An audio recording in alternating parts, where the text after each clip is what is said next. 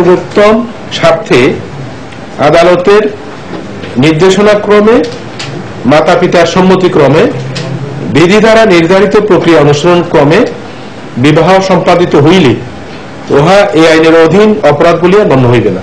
এদিকে বাল্যবিয়ের ক্ষেত্রে অভিযুক্তদের বিভিন্ন মেয়াদে জেল জরিমানার বিধান রাখা হয়েছে। প্রাপ্তবয়স্ক কোন নারী বা পুরুষ বাল্যবিবাহ করে তার জন্য অনধিক 2 বছর কারাদণ্ড বা 1 লক্ষ টাকা অর্থদণ্ড বা উভয় দণ্ড হতে পারে। যদি পিতা মাতা সংশ্লিষ্ট থাকে বা অন্য ব্যক্তি অনধিক 2 বছরের কারাদণ্ড বা অনধিক 50,000 টাকা অর্থদণ্ড বা উভয় দণ্ডে দণ্ডিত হবে। কাজী বা জাতীয় যারা আছে তাদের জন্য শাস্তি হলো অনধিক 2 বছর কারাদণ্ড কমপক্ষে 6 মাস হবে, যেটা অনধিক 50,000 টাকা অর্থদণ্ড বা উভয় দণ্ড। 2017 সালে মোট 22 দিন ছুটি রেখে সরকারি ছুটির তালিকাও অনুমোদন দিয়েছে মন্ত্রিসভা। প্রসূন আশিস, ঢাকা।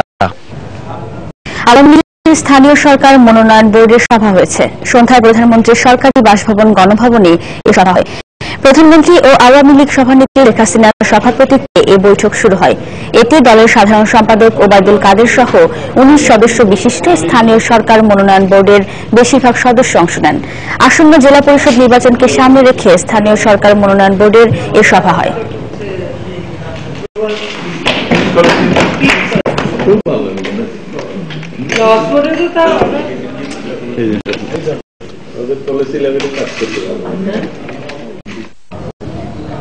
দেখছেন রাত 11টার সময়, সঙ্গেই থাকুন।